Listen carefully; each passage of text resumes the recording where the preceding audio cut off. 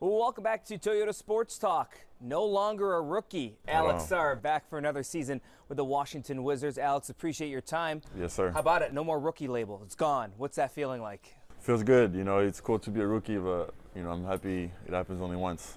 So now we're off that. So I'm curious now. You got a new crop of rookies here. How are you treating them? Are you making sure they know they're a rookie?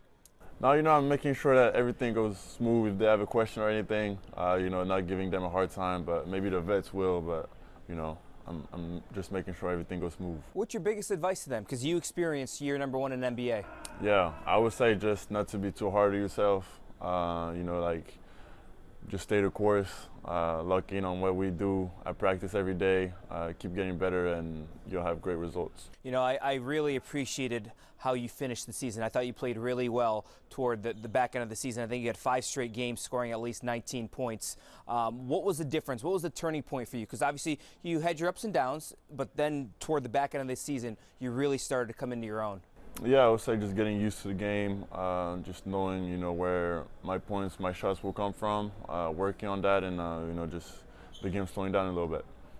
And in terms of, defensive abilities, you were one of the top shot blockers in the NBA in year number one. How much pride do you take in that, being that enforcer at the rim? Yeah, I think it was good. I think I can block even more shots than what I did, but, it's good to see I can impact the game that way. What was your biggest kind of learning lesson as you navigated toward life in the NBA? That's a good question. I would say just how important it is to have a routine, take care of your body, have your routine in the gym when you come in, because when you stack those over time, it makes a huge difference. People don't understand 82 games. It's a grind. That's a lot. I mean, yeah. was there a point of the season where you're like, oh my gosh, this is a long season? How did your body hold up? I mean, especially your mental kind of stuff too as well. I mean, I feel like, I was doing pretty good, as far as handling that. I had a few injuries, unfortunately, so I didn't play all 82. But, it's still exciting at the end of the day. We get to play basketball in every other city, so I try to see it that way, even though it's a lot of games. Yeah, that must have been an eye-opening experience going to all these different cities and across the United States. What did you enjoy about that aspect of just traveling around this country? Yeah, I mean, I feel like it's nice, even though most days we stay just one day. True. So you don't really see the city that much, but just playing all these different arenas, that's what we always dreamed of. Yeah, you are living out a dream, and now you're year number 2, and you had your first kind of NBA offseason. What was that like for you in terms of growth, development? Tell us what you did and what you accomplished. Yeah, I mean, it was very busy. As early as May, I was back here just working out with the guys, doing what we call jump season. So I stayed here 2 months, then I went play with the national team for Eurobasket. So and I'm just now getting back. So it was a busy summer, but went well. How did you think you improved, or what did you try to work on during Eurobasket?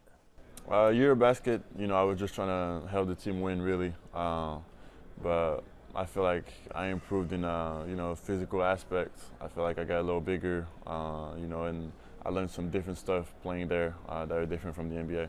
Physically, how did you hold up? And did you have to maybe change the way you approached, weightlifting or, training your body because of the physicality of what life in the NBA is like?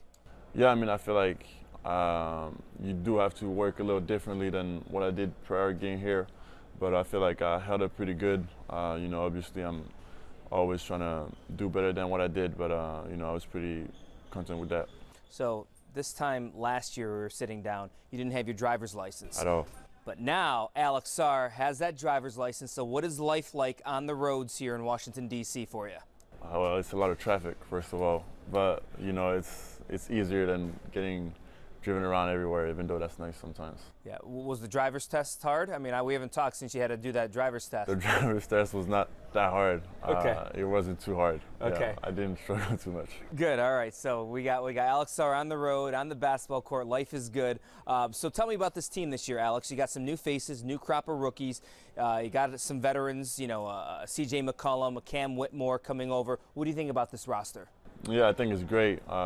Just the amount of talent we got. Like you said, it's a lot of new faces, and also some vets that are good for the group just because of the knowledge, and they just know how to play, know what it takes to get to a winning team. So, I think we have a good mix.